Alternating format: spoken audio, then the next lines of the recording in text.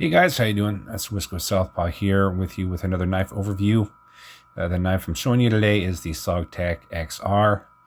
I think we're gonna get into that a little bit. This is gonna be a little different video than what I've done recently, mainly because of some back and forth I've had online about knives and fakes.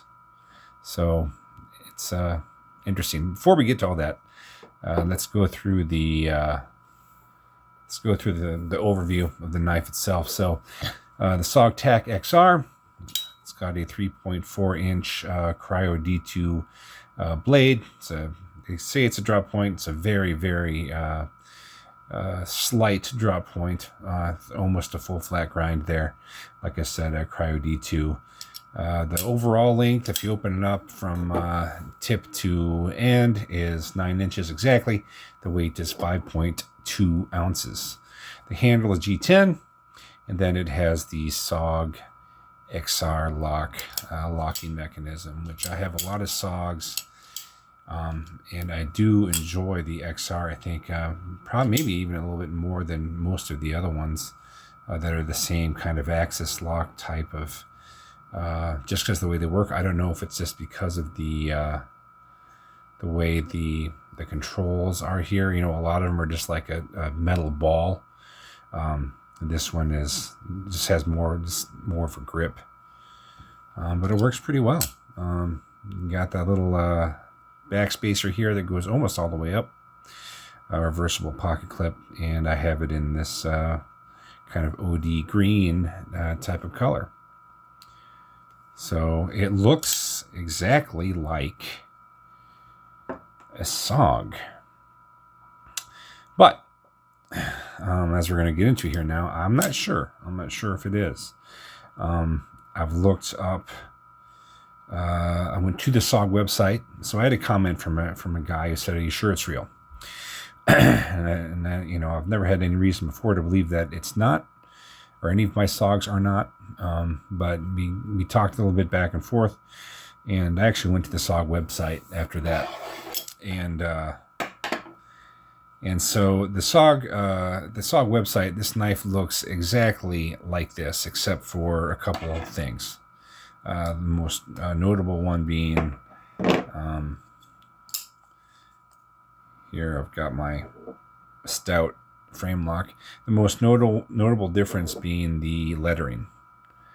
On the SOG website, the lettering on the TAC XR is like the Scout. It's got the full studies and observations group stamping on there, whereas this doesn't. This just has says SOG TAC XR.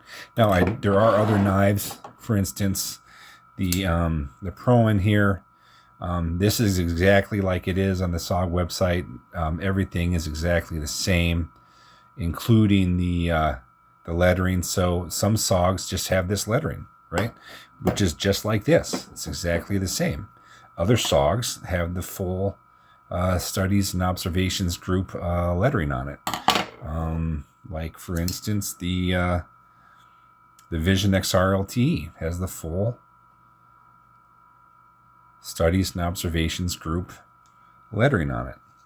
So that was one big difference, right? The other big difference was on the back.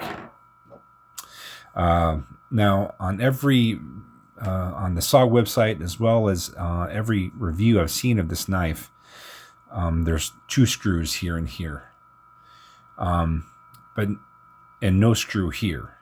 However, there's still a hole here on all the videos that I've seen and on the website. The difference here is not that there isn't a hole, because there is. The difference is that there's a screw here. Whereas on all the other videos and on the actual SOG website, there's a hole here for a lanyard, and then there's another hole here, and no screw. So, I don't know, guys. This has been it's been kind of confusing, this whole thing. I think I've actually just come up with so. From what I can tell, just being on the website and looking at all, I have a lot of SOGs, and looking at all of the all the different SOGs that I have. I'm pretty confident in about, so I think I have 8. Like, this is the Terminus. This is my favorite. I've carried this knife more than I've carried any other knife. And I have a lot of knives. I carry this one almost every day for work. However, on the website, the Terminus has the full Studies and Observations Group stamping and not just the SOG Terminus stamping. So is this real? So I'm pretty sure 70% of my SOGs are real so far. The fact that I'm questioning the other 30 is it's kind of depressing. Mainly because, now this knife has been great, and all of them have been great.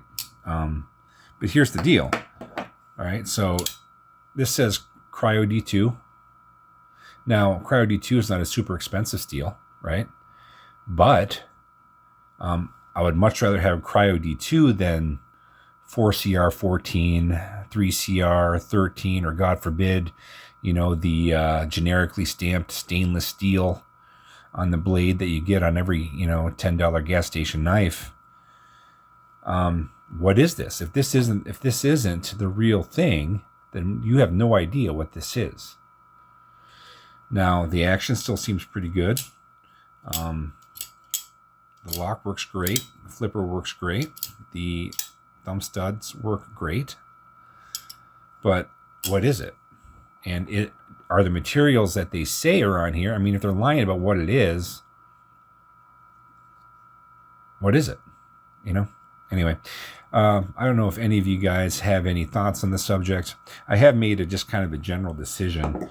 I think what I'm going to do is, all right, so any Chinese brand, Vosteed, Miguron, QSP, Civivi, Kaiser,